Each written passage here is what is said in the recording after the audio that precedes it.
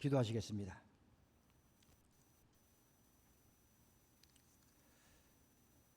우리를 사랑하셔서 의의 길도 인도하시기 원하시는 주님께서 이 아침에 저희들을 불러주셔서 주 앞에 섭니다. 주 앞에 모여 앉아 주님 말씀에 귀 기울이며 주 음성을 듣기를 원합니다. 부족한 종을 단에 세웠사오니 주여 입술을 정케 하시고 오직 주의 은혜와 뜻을 전하는 도구가 되게 하여 주시고 우리 모두 마음과 귀를 열어 오늘 우리를 향하신 주님의 뜻이 무엇인지 깨닫고 분별하며 주의 능력을 힘입어 새롭게 다짐하는 시간 되게 인도하여 주시옵소서. 우리 주 예수 그리스도 이름으로 기도하였습니다. 아멘. 이 복된 주일날 아침에 사실 세상 사람들은 이 휴일날, 이 주일날 할 일이 많죠.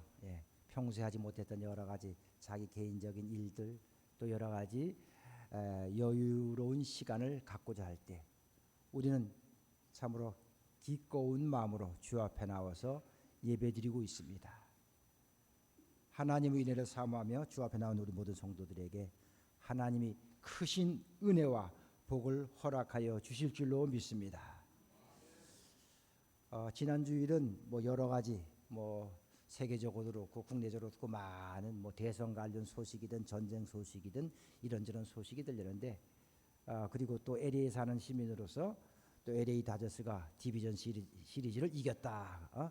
그야말로 구사일생으로 살아났다. 그래서 월드 시리즈를 향해서 한 걸음 더 나갔다.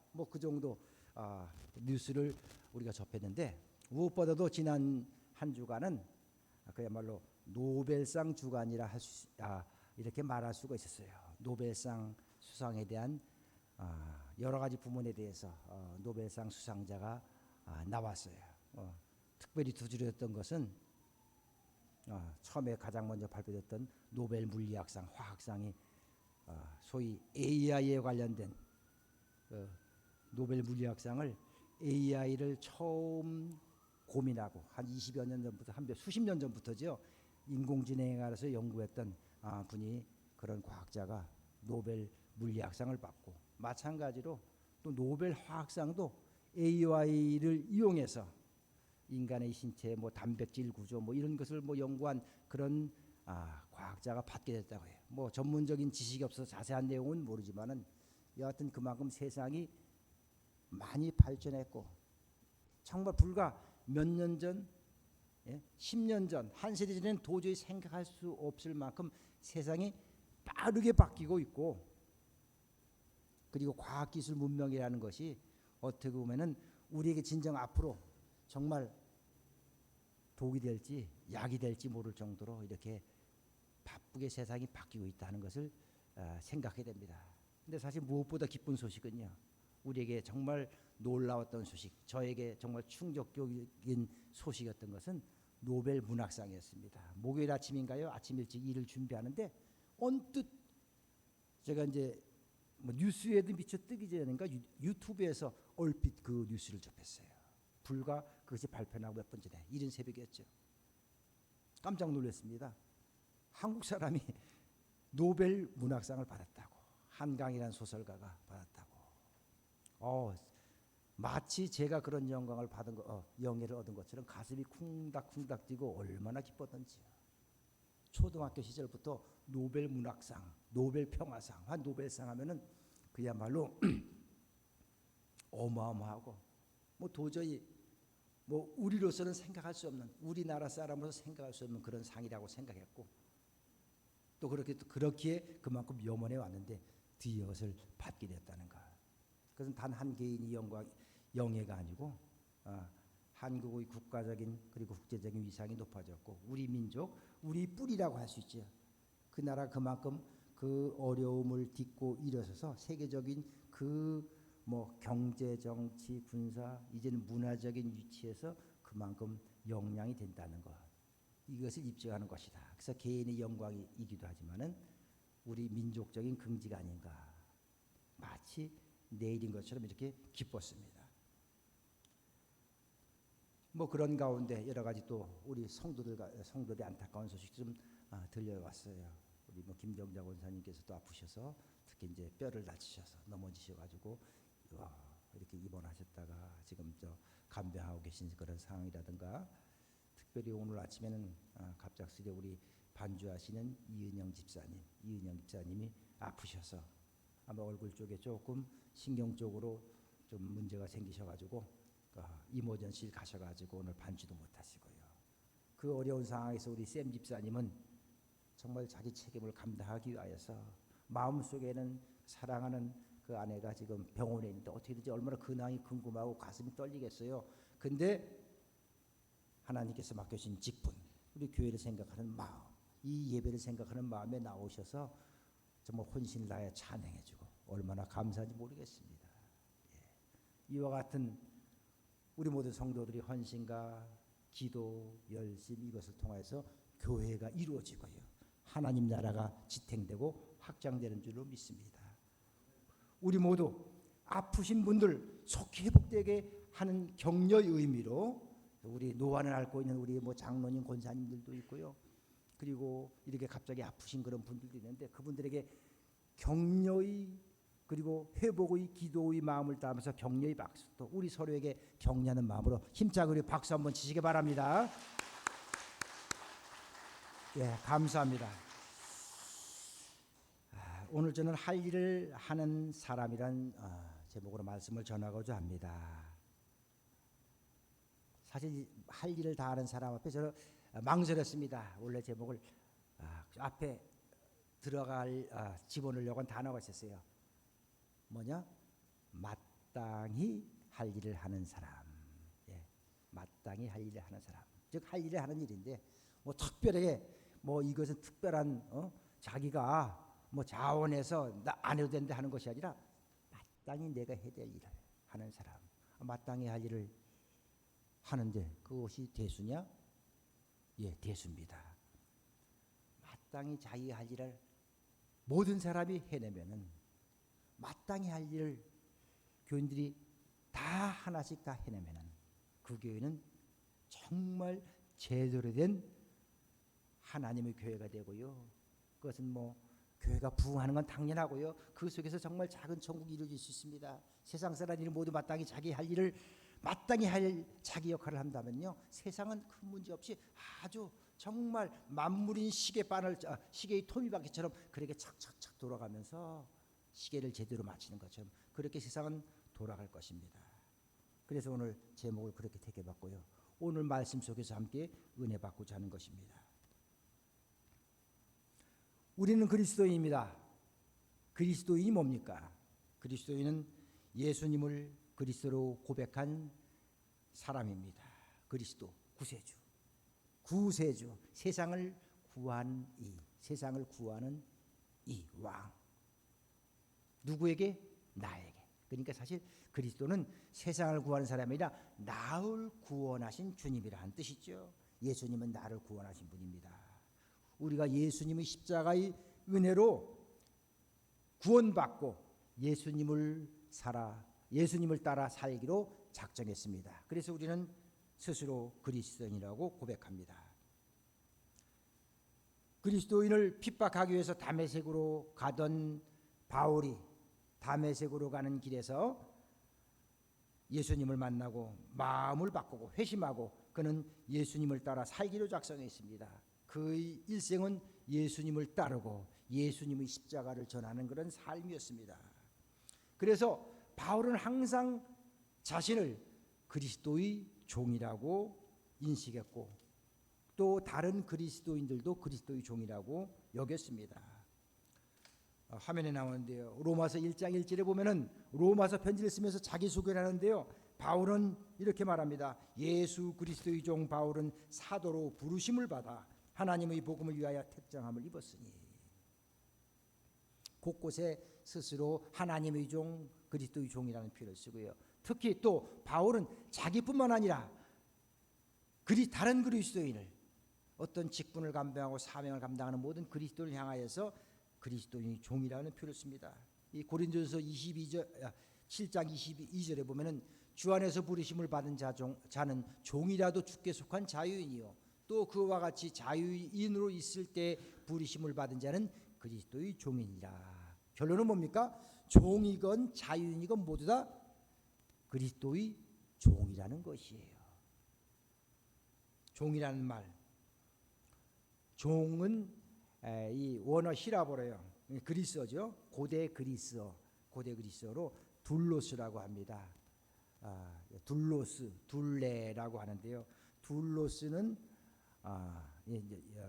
이 종이란 말이 남성형이고 둘레는 여성형입니다. 그러니까 남종을 둘로스, 여종을 이제 둘레라고 하는데요. 이것을 번역할 때 흔히 이제 영어로 슬레이브 혹은 서번트 이렇게 번역을 합니다. 근데 사실 성경적으로 정확하게 번역한다면, 성경적인 의미에서 정확하게 번역한다면은 서번트가 아니에요. 슬레이브예요. 노예입니다. 슬레이브, 노예. 고대 시대에 뭐 동양이건 서양이건 할 것 없이, 심지어 미국도 그랬죠. 미국도 그랬습니다. 노예가 있었습니다. 노예 제도가 있었습니다. 계급 사회였습니다. 한국도요. 조선시대 말까지는 소위 노비 제도가 있었죠. 그래서 이제 한국의 우리 언어에는 뭐 종, 노예, 노비, 머슴, 일꾼 이런 말들이 있습니다. 뭐 다 비슷비슷한 말 같지요. 혼동됩니다. 근데 뭐 노비건 노예건 뭐 종이건 이 고대 시대에는 그냥 우리가 생각할 때 그냥 한마디로 뭐 종이건 노예건 모든 거에 그냥 다 노예라고 생각하면 됩니다. 흔히 뭐 조선 시대의 노비 제도와 그리고 뭐 이 서양권의 유럽에서의 고대 유럽에서 로마 시대의 노예 제도는 다르다 하는데 뭐 크게 다를 바 없어요. 그러니까 사회 제도상 뭐 어떤 그런 차별이 다른 것이 있을지 모르지만 실질적인 면에서는 다를 것이 없다는 것입니다. 뭐 간단하게 이 뭐 단어를 살펴본다면요, 뭐 종이나 노예, 노비는 같은 말이라고 했는데요. 굳이 노비라고 말한 것은 뭡니까? 노예 중에서 노자는 이 남자를 의미하거든요. 남자 노예, 비는 여자 노예입니다. 그래서 그냥 여종을 비라고 하는 것이고요. 남종을 노라고 하는 것은 노예는 그냥 남녀종 합쳐서 이렇게 노비라고 불렀던 것이고요. 그러면은 일꾼은 뭐냐? 일꾼은 그냥 그야말로 돈을 받고 일하는 사람들입니다. 돈을 받고 일을 하는 사람들. 일꾼 중에 머슴이라는 말이 있죠. 머슴이라는 것은 세경을 받고서 이렇게 고용된 사람입니다. 세경이라는 것은 일정 기간을 일하고서 주는 쉽게 말해서 연봉, 지금으로 말하면 연봉입니다. 그러니까 머슴이라는 것은 노예나 종하고 다른 것이에요. 그냥 가난하고 일을 해서 먹고 살아야 되니까 나무 집사를 해서 하는데 1년이면 1년, 뭐 몇 년이면 몇 년 이렇게 1년 단위로 세경을 받으면서 뭐 쌀 한 가마씩 이렇게 받든가 뭐 2가마를 받든가 뭐 이런 식으로 계약을 맺어서 일하는 사람들이 바로 머슴입니다. 하인이란 말도 있죠. 하인은 그냥 상전의 입장에서 부리는 아래 사람들, 종이건 노예건 뭐 머슴이건 할 것이 다 통틀어서 이렇게 아래 사람을 통틀어 하는 말인데요. 자, 그런데 노예, 이 노예라는 것은 실질적으로 그 말의 뜻인지 알겠는데 어떤 역할을 했고 무엇을 했느냐? 고대 로마 시대, 그러니까 예수님 당시죠. 예수님이나 바울이 어떤 활동을 하거나 살아있던 그 생전 그 시대에 소위 노예 제도가 있었습니다. 노예 제도가 있었다기보다 로마 자체는 노예 제도에 의해서 지탱되었다고 할 수 있어요. 로마 인구의 4분의 1 정도가 노예였다고 하고요. 많을 때는 무려 3분의 1. 어떤 사람들은 무려 반이나 노예가 있었다고 이렇게 말합니다. 그러니까 소위 그 자유인들 혹은 귀족들은 손 하나 까딱 안 하고 심지어 입만 벌리면은 수저로 먹여줄 정도로 그렇게 아무 일 안 하고 그 모든 것을 노예가 감당했던 것이지요. 이 노예는 소위 자유인과 구분되어 있습니다. 노예는 사람 취급을 받지 못했죠. 인격이 부인되었고 자유와 권리가 박탈되었고요. 그저 타인에게 예속되어서 물건 취급을 당했습니다. 자연스럽게 이 노예는 일을 하고요, 생산을 담당하고요, 뭐 노동을 담당하니까 이 가치가 있잖아요. 그러니까 재산 취급을 받았습니다. 이 재물이었어요. 노예는 사람이 아니라 재물이었고요. 그래서 다른 사람에게 매매하거나 양도가 가능했었습니다. 근데 하필이면 예수님께서 잘하는 일꾼 뭐 모습 이렇게 표현하지 않고 하필이면 예수님이 그리스도인을 그리고 하나님의 백성들을 어떻게 살아갈지 얘기하면서 하필이면 이와 같은 종, 노예에 비유하고 있다는 것입니다. 노예가 어떻게 일하고 어떤 역할을 하기 때문에 그렇게 할까요? 첫째, 노예의 할 일에 대해서 우리는 생각해야 됩니다. 노예는 즉 종은 마땅히 할 일이 있다는 것입니다. 그리고 그 할 일을 완수할 때까지 그는 멈춰서는 안 됩니다. 쉴 수가 없습니다. 오늘 본문을 우리 한번 다시 보겠습니다. 우리 17장 7절부터 한번 9절까지 한번 다시 읽어볼까요? 함께 읽어보겠습니다. 너희 중 누구에게 밭을 갈거나 양을 치거나 하는 종이 있어 밭에서 돌아오면 그대로 곧 와 앉아서 먹으라 말할 자가 있느냐? 도리어 그대로 내 먹을 것을 준비하고 띠를 띠고 내가 먹고 마시는 동안에 수종 들고 너는 그 후에 먹고 마시라 하지 않겠느냐? 명한 대로 하였다고 종에게 감사하겠느냐? 종은 오늘 본문에 있는 말 그대로 주인의 명령을 받아 밭에 나가서 일하고 들판에서 양을 쳐야 합니다. 이와 같이 들일이 끝났다고 해서 다 끝난 것이 아니에요. 집에 가면 쉴 일만 남은 것이 아닙니다. 집안에 가면 집안일이 또 있습니다. 집안에 가니 주인이 배고프다고요 기다리고 있어요. 그냥 부랴부랴 식사 준비를 하고요. 주인이 식사할 때 자기는 자기 것을 차려 먹습니까? 아니죠. 주인이 식사할 때 옆에서 대기하고 그야말로 시중을 듭니다. 목마르다 물 가져오라면 즉시 물을 가져오고요. 수건을 가져오면 수건을 가져오고요. 주인이 식사를 다 마치면은 또 식사할 수 있습니까? 성경에는 생략됐지만요. 소위 설거지라는 것이 있잖아요. 테이블을 정리하고요. 그 모든 음식 찌꺼기를 정리하고 혹은 주인이 먹다 남은 음식을 챙겨서 자기가 먹게 되는 것이죠. 주인이 모든 것을 다 할 거 다 하고서 모든 집안일까지 마친 후에야 자기 먹을 것을 챙겨 먹고 쉴 수가 있다는 것이지요. 주인이 시키면 모든 것을 최선을 다해야 합니다. 명령한 것을 다 하는데 그 명령한 것을 다 지켰다고 주인이 칭찬합니까? 상을 줍니까? 아니죠. 종은 그저 이 모든 것은 마땅히 내가 할 일이니까 내가 오늘 잘 감당했다 이렇게 생각할 뿐입니다. 자랑하지 않는다는 것이죠. 마땅히 할 일이 있고 완수할 때까지 쉬지 않는 것, 이것이 종의 할 일이며 또한 종의 자세라는 것입니다. 그리스도의 종으로서 우리에게도 마땅한 할 일이 있지요. 주님께서 우리를 왜 먼저 부르셨습니까? 세상에 믿지 않는 얼마나 많은 사람들이 있습니까?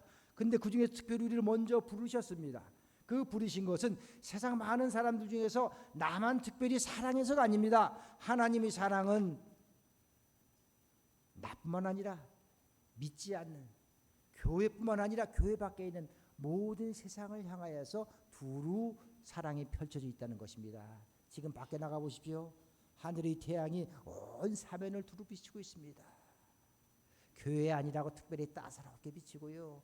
교회 밖이라고 저 죄인들이 많이 사는 어떤 그런 다른 동네라든가 범죄한 사람들이 많이 분포되어 있는 그런 지역에는 덜 비치고요. 거기에는 특별히 비나 우박이 내리고 특별히 뭐 태풍이 몰아치고 내가 사는 곳 혹은 교회는요 안전하고 그런 것이 없습니다. 똑같이 비치잖아요. 똑같이 되게 입잖아요. 하나님 사랑은 그와 같습니다. 그럼에도 불구하고 왜 특별히 하나님이 나를 먼저 부르셨을까요? 내가 할 일이 있기 때문입니다. 그 할 일은 부르심이 이유이기도 하기 때문에 마땅한 것입니다. 내가 해도 되고 안 해도 되는 것이 아니라 하나님이 나를 부르셔서 맡겨주신 일입니다. 가장 먼저는요, 하나님의 자녀였다가 우리가 잃어버린 자처럼 타락한 자녀가 되었잖아요. 회복되었잖아요. 그러면 뭡니까? 회복되었으니 하나님의 자녀답게 사는 것이고요. 또 한 가지는 아직 잃어버린 상태에 있는 다른 하나님의 백성들을 우리가 속히 하나님 앞으로 이끌어내는 그 역할을 우리가 감당해야 된다는 것이죠. 그런 면에서 우리는 마땅하고 당연한 할 일이 있는 것이지요. 세상이 타락했습니까? 세상이 죄로 물들었습니까?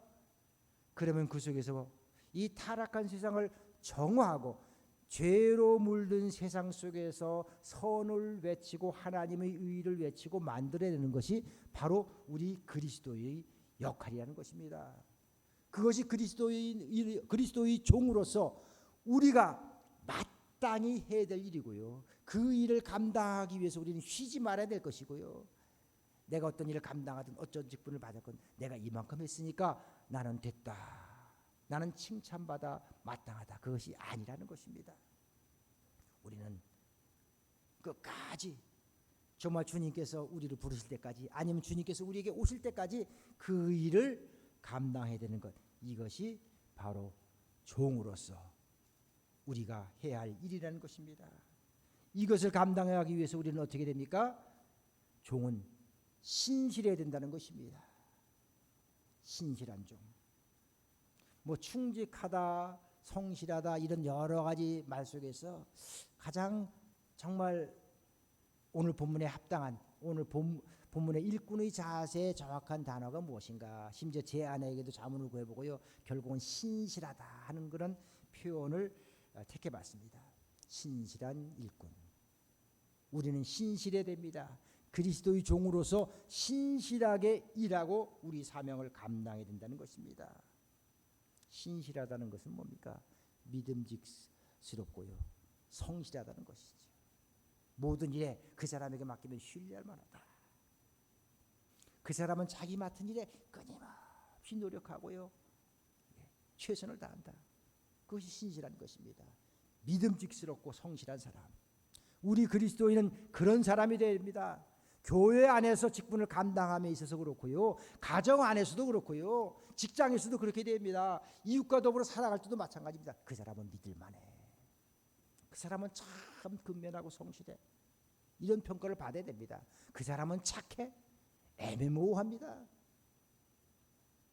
착한데 뭐 어쩌라고. 심성 고운 뭐 어쩌라고.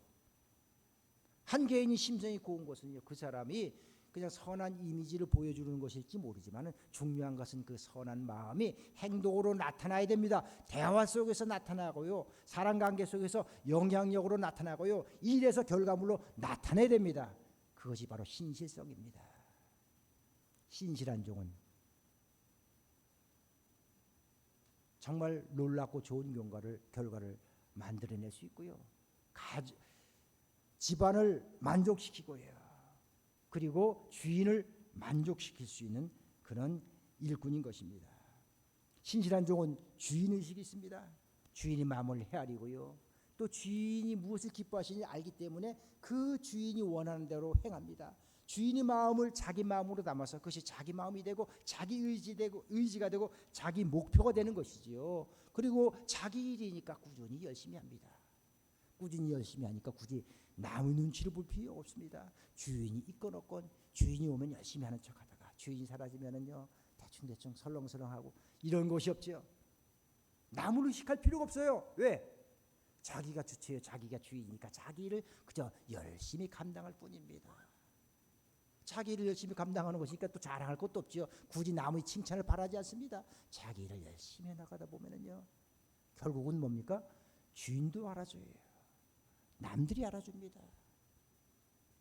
제가 잠깐 노벨상 얘기를 했지만요. 한각이라는 작가가 보니까 소위 89 한국에서는 이제 대학교를 입학한 것으로 가지고 이제 그 연배를 얘기하는데 89학번이 있더라고요. 말 그대로 386 세대인데요.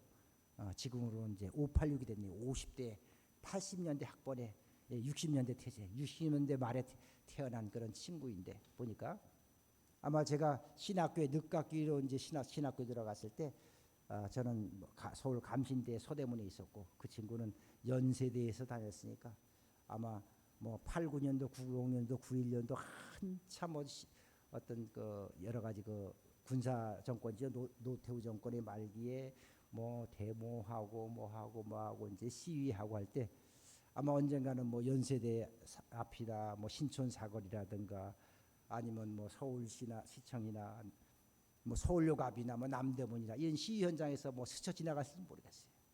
근데 어떻게 보면 여기 계신 어른들한테는 맞지 않을 그런 소설 내용일지 모르지만 그 소설은 사실은 뭐 5.18에 대해서 그 4.3 항쟁에 대해서 어떤 그 옛날의 그 기억과 그것이 아버지 세대를 통해서 자기에게 정해지는 그런 감성 뭐 그런 것을 소설화시킨 그런 내용이에요. 그러니까 시각이 다를 수 있어요. 심지어 그래서 한국에서 이미 비판하는 그런 내용까지 나왔더라고요. 네. 역사를 왜곡했다. 근데 저는 조금 다르게 생각합니다. 그건 소설이에요. 역사책이 아니에요. 그죠? 네. 소설이 아니고 역사책이 아니고 소설입니다. 네. 자기 관점에서 자기 시각에서 바라보고 그것을 자기 시각에서 바라본 그것을 그 마음속에서 녹여내며 자기 머릿속에서 고민하며 인간의 본성이나 어떤 역사의 흐름이나 그 속에서 소설을 만들어낸 것이지요. 예. 그것을 세상 사람들이 세계가 판단하고 그 작품성과 어떤 그런 것을 판단해서 상을 줬겠죠. 근데 중요한 것은요. 그 과정 속에서 한국이 어떻겠습니까? 한국 사회에서 예. 소위 이제 좌파라고 비난을 받기도 하고요. 그래서 그 작가 자체가 블랙리스트에 올라가고요. 그 책들이 심지어 이제 판매되거나 어떤 이런 데 지장을 받기도 하고요. 그야말로 지난 몇십 년간 아마 30년간 소설가를 하면서 그냥 외로운 길을 걸어왔어요. 하지만 자기 길을 꾸준히 걸었어요. 자기 관점에서 자기가 본 시각 속에서 자기 철학과 자기 생각을 담아서 자기 영혼을 담아서 책을 썼던 것이죠. 저는 문학에 대해서 조예가 없기 때문에 잘 모르지만 여하튼 분명한 것은 그는 최선을 다해서 영혼을 짜내어서 그 여러 책들을 만들어내면서 그 속에서 그 인간성에 대해서 깊이 있게 고뇌하고 그리고 그 표현하려고 했었던 것 같아요. 자기가 해석하는 역사, 자기가 생각하는 인간성 그런 것을 녹여내려고 했던 것이고 결국은 뭡니까? 사람들이 손가락질하고 저거 빨갱이 아니냐 심지어 이런 얘기까지 했을 거예요. 좌파고 우파고 사실은 그것은 시각의 차이예요. 별 문제 아니에요. 궁극적으로 어떻게 됐습니까? 소위 노벨 문학상을 받게 됐습니다. 남들이 뭐라거든요. 내가 마음속에 그리스도의 종으로서 하나님 기뻐하시는 일이 무엇인지 내가 마음속에 감동하고 깨닫는 것이 있다면 그것을 부여잡고요. 어떤 일을 할 때 그 판단의 기준이 뭡니까? 나를 기쁘게 하고 나를 자랑하기 위해서가 아니라 남이 아니라 바로 하나님을 기쁘시게 하고요. 세상 사람들이 기뻐하는 것이 아니라 하나님 기뻐하시는 일이 무엇이는지 그리고 그 방식이 무엇인지 생각하면서 그 일을 행하려고 노력하는 자 꾸준히 나아가는 사람 그 사람이 신실된 종인 것이고요. 그 사람이 결국적으로 칭찬을 받게 된다는 것입니다.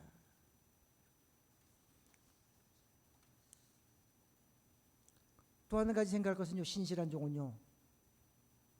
주인의식을 가지고 있지만 주인 행세를 하지 않는다는 것입니다. 주인의식. 주인의식이 반대말이 무엇인가? 가만히 생각해 그것은 주인 행세입니다. 예, 종이 주인의식을 가지게 되지만은 어떤 고난을 넘겨받았을 때 주인처럼 행동한다는 것이에요. 그 주인 행세죠. 자기에게 조그마한 기회와 조건이 주어지면 그것을 가지고 선하게 사용하려고 생각하지 않고 그것을 가지고요 자기 유익을 위해서 자기를 드러내기 위해서 그 칼자를 휘두르면서 조그마한 이익을 더 보려고 하는 그런 사람들도 있어요. 우리가 교회에서 직분을 받는다는 것은요 고난을 의미하지 않습니다. 어떤 직분을 교회로부터 궁극적으로 하나님으로부터 부여받고서 그 일을 감당한다는 것은 무슨 계급이 아니에요. 이것은 교회에서는 계급이라는 것이 없습니다. 그래서 특별히 평신도 주일이 이제 앞으로 다가오게 되는데요. 평신도로 갑니다. 우리 다 똑같습니다. 목사라고 특별한 계급이 있습니까? 아니에요. 물론 우리가 캐톨릭이라면은 계급을 인정하죠. 성직자와 평신도를 구분하죠. 근데 사실은 우리가 굳이 목사나 이렇게 교직을 감당하는 가르치는 직분을 감당하는 이들을 가지고 성직자라는 구분을 하지만은 성직자와 평신도 구분이 없습니다. 다 똑같아요. 그런데 이와 같이 다 평등함에도 불구하고 교회에 이런 직급이 있잖아요. 그 직급을 받으면 뭡니까? 이것이 계급이라 생각하는 거가 있어요. 장로는 권사를 낮춰보고, 권사는 집사를 낮춰보고, 집사는 그야말로 아무 직분을 받은 평신을 낮춰보고, 이렇게 되면 어떻게 교회가 어떻게 돼요? 분열되죠. 교회가 잘 돌아가겠습니까? 교회는 사람의 모임인데, 하나님의 자녀의 모임인데, 똑같은 하나님의 자녀로서 하나님이 불러주셨는데 단지 먼저 불러주고 늦게 불러주고 그런 차이가 있겠지요. 그 속에서 그야말로 이 교회라는 공동체를 원활하게 굴러가기 위해서 여러 가지 역할을 감당할 뿐입니다. 나라는 개인을 형성하기 위해서 내 육신으로, 내 바디로 말하면은요, 머리가 있고 팔다리 사지가 있고요, 머릿속에는 눈이 있고 귀도 있고 코도 있고요. 겉모습만 그렇습니까? 그 안에는 여러 가지 내장 장기가 있지 않습니까? 이 중 하나라도 없어지면 우리가 제대로 살아갈 수 있습니까? 없습니다. 다 그것이 맞물려서 연결되어 내가 온전한 사람이고 아프지 않고 건강하고요, 그야말로 행복하게 살 수 있는 것이지요. 교회의 공동체는 그러한 것이고요. 그렇기 때문에 우리는 한결같이 마음속으로 주인의식을 갖고 있지만은 주인 행세를 하지 않고 겸손한 마음으로 종이 말한 것처럼 나는 마땅한 일을 한 것뿐입니다. 이렇게 고백하는 그런 자세가 있다는 것이 있어야 한다는 것입니다. 그러면 그렇게 고백하면은요, 뭔가 좀 허전하잖아요. 그야말로 속된 말로요, 정말 좀 표현이 그랬으면 쎄 빠지게 네? 그렇게 고생만 하고 봉사만 하란 말인가? 그런데 그렇지 않다는 것이에요. 신실한 종에 대한 약속이 있습니다. 할 일을 하는 종, 할 일을 다 마친 종에게 무엇이 있습니까? 주인의 인정이 있고 칭찬이 따르기 마련이고요, 상금이 있기 마련입니다. 우리 마태복음 24장 45절 47절 한번 읽어보겠습니다. 함께 읽습니다. 충성되고 지혜 있는 종이 되어 주인에게 그 집 사람들을 맡아 때를 따라 양식을 나눌 자가 누구냐? 주인이 올 때 그 종이 이렇게 하는 것을 보면 그 종이 복이 있으리로다.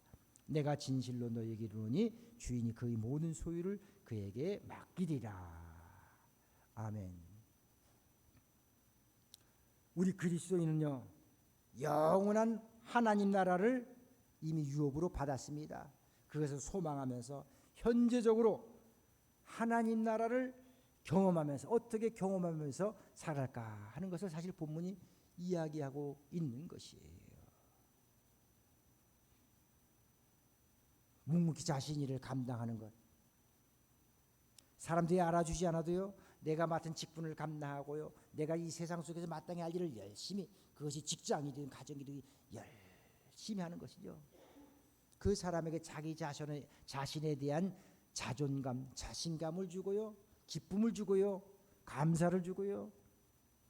그런 가운데 그 사람 마음속에 궁극적으로 뭡니까? 내가 이렇게 애쓰고 수고한 것이 다 주인 것이다, 주인의 몫이다, 나는 아무것도 갖지 못한다가 아닙니다. 이미 주인은 나에게 영원한 하늘나라 유업을 약속했어요. 주인은 이미 나에게 주인 전 재산을 나에게 맡긴다는 약속을 하고 있는 것이에요. 본문에 있는 종은 그것을 알지 못하지만 우리는 이미 그 약속을 하나님으로부터 받았습니다. 그리스도를 믿고 이미 그리스도를 주로 고백한 가운데 우리는 하나님 나라 유업을 약속받았음을 믿습니다. 그것을 바라보면서 우리는 지금 맡겨진 일을 당연히 즐겁게 감당할 수 있지 않습니까? 당연히 기쁨으로 감당할 수 있지 않겠습니까? 사랑하는 성도 여러분, 때로는 우리 삶이 힘들고 무거울 때가 있습니다. 경제적인 문제 때문에, 이제 나이 들어가니까, 건강 문제 때문에, 또 마찬가지로 자녀들이 있으니까 자녀들 문제 때문에 힘들고 어려울 때가 있고요. 고통스러울 때가 있습니다. 하지만 분명한 것은요. 또 자기가 어떤 잡을 가지고 있다면 그 일 때문에 힘들 수도 있어요. 사업 때문에 어려울 때도 있어요. 근데 그것을 묵묵히 잘 감당하고 기도하면서 그 모든 것을 열심히 감당하면은요. 그 모든 것이 뭡니까? 하나님 보시기에 신실한 종으로서 인정되어지는 것이고요. 하나님이 궁극적으로 약속한 그 삶과 복을 우리에게 주시는데 현실적으로도 그 상급과 복과 은혜는 먼 미래에만 약속된 것이 아니라 궁극적인 복이 있지만은 지금 현실에서도 우리는 주님이 바로 나와 함께 동행하면서 나를 지켜보고 있고 나를 격려하고 있고 나를 붙잡고 있고 나에게 은혜의 손길을 내밀고 있다는 것을 우리는 발견하게 된다는 것입니다. 눈을 들어 주님을 보고 주님께 의지하시길 바랍니다. 그리고 순간순간 신실한 종이 되어 주께서 맡겨진 그런 삶을 살아갈 수 있는 성도가 되시기를 바랍니다. 그것을 통하여서 날마다 정말 신실한 종으로서 하나님 나라를 경험하고 개척해 나가는 성도가 되시기를 주의 이름으로 축원합니다. 우리 기도하시겠습니다.